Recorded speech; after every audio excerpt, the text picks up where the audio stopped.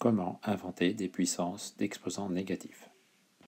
Reprenons rapidement la création des puissances avec des exposants positifs. Donc, de base, j'ai 100, c'est 10 au carré. Ok, je fais x 10, ça fait 1000. x 10, ça va faire 10 000. Encore x 10, ça va faire 100 000.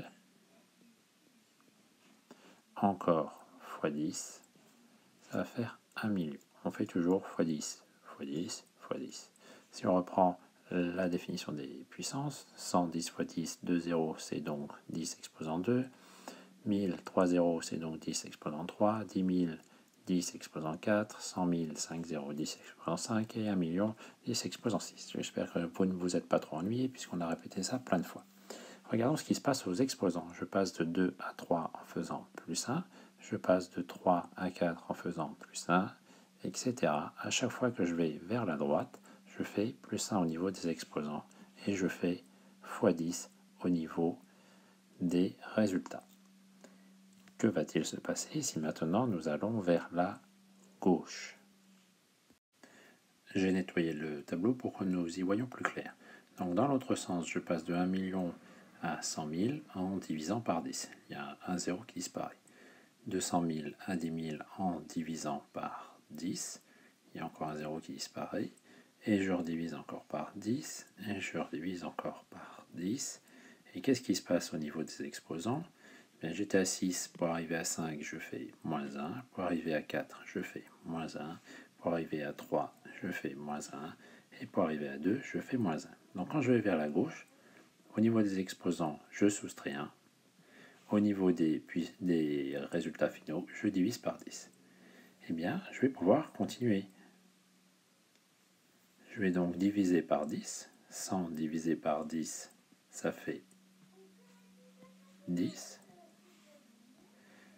10 divisé par 10, ça fait 1. 1 divisé par 10, ça fait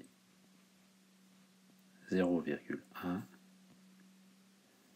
0,1 divisé par 10, ça fait, je décale la virgule d'un rang, donc 0,01. Je redivise encore par 10, 0,001.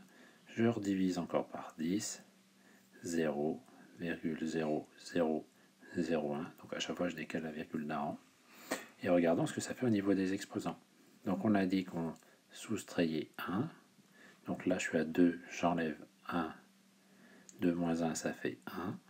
Je suis à 1, j'enlève 1. 1 moins 1, ça fait 0.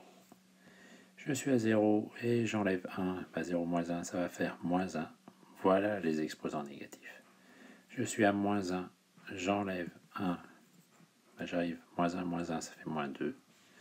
Et j'enlève encore 1, ça fait moins 3, etc., etc. Donc, nous venons d'inventer les puissances de 10 d'exposants négatifs. Alors, on va essayer d'y voir plus clair, parce que là, on a compris comment ça marche.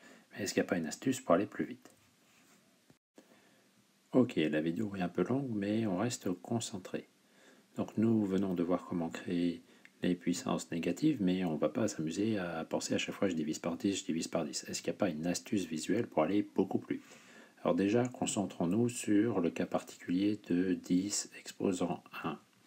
Donc quand on avait 10 au carré et l'exposant est 2, je mets 2 zéros. Et bien ça continue. 10 exposant 1, l'exposant c'est 1, donc je mets 1 0.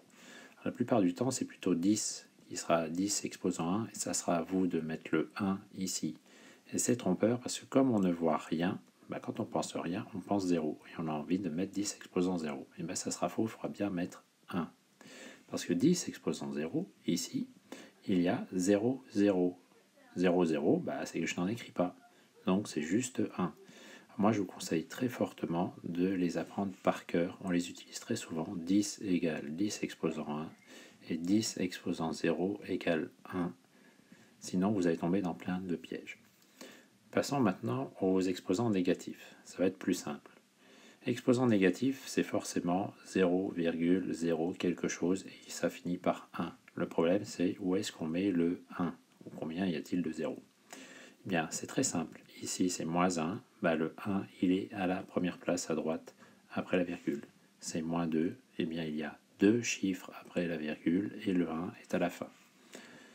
Moins 3, eh bien, 3 chiffres après la virgule et j'écris le 1 en troisième position après la virgule. Moins 4, eh bien, 4 chiffres après la virgule et le 1 est à la quatrième position après la virgule.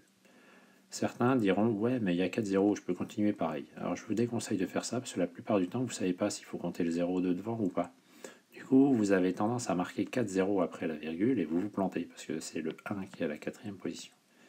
Donc, c'est très facile à retenir. Les seuls vraiment embêtants, c'est ceux que j'ai mis en rouge, c'est 10 exposant 0 et 10 exposant 1.